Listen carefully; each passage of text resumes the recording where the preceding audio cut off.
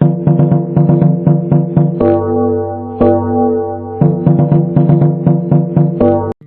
Maria May A. Bajala, and my partner would be Naika Joy Culpa, and our topic would be the cry of Pugadlawin or Balintawa.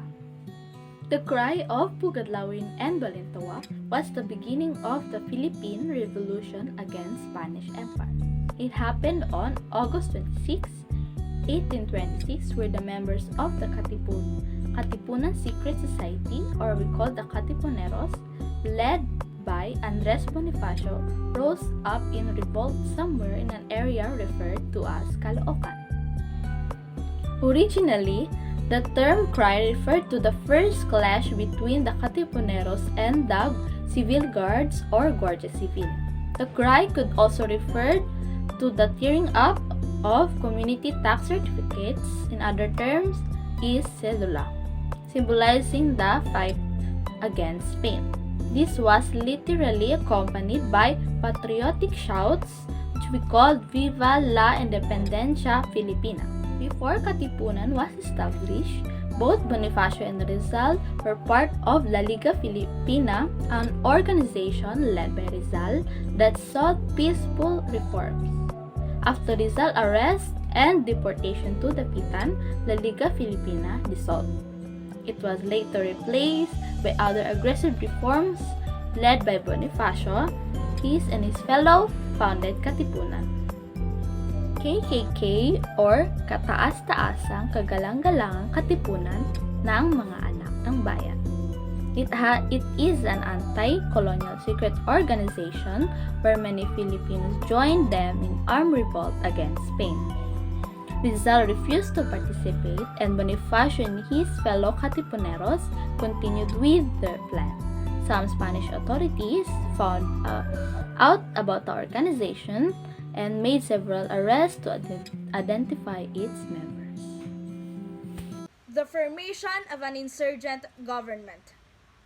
An alternative definition of the cry as the birth of the Filipino nation state involves the setting up of a national insurgent government through the Katipunan with Bonifacio as president in Banlat, Pasong Tamo on August 24, 1896, after the tearing of the cedulas but before the skirmish.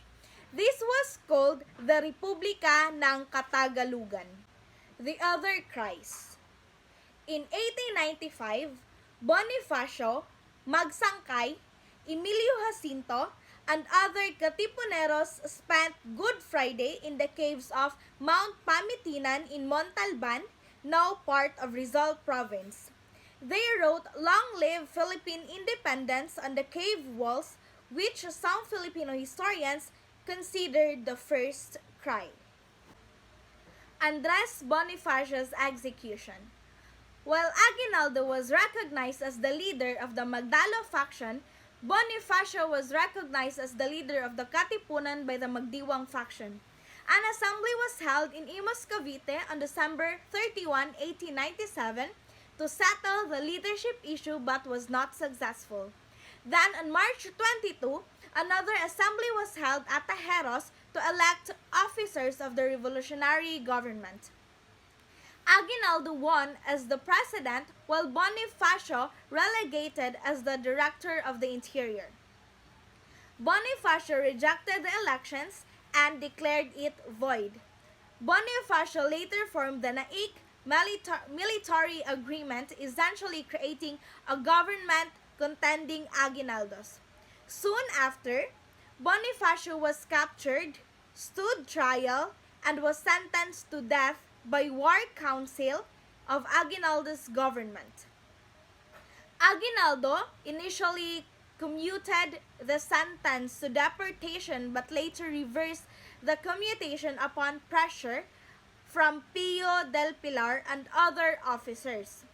On orders from General Mariano Noriel, Andres Bonifacio was executed by the foothills of Mount Buntis by Mayor Lazaro Macapagal on May 10, 1897. The revolution continues.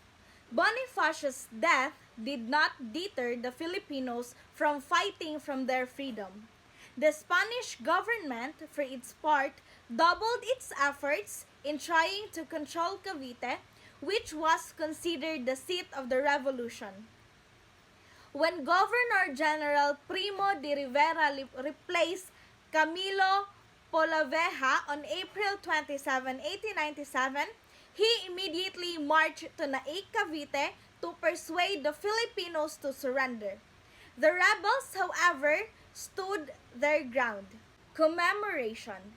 The Cry is commemorated as National Heroes Day, a public holiday in the Philippines.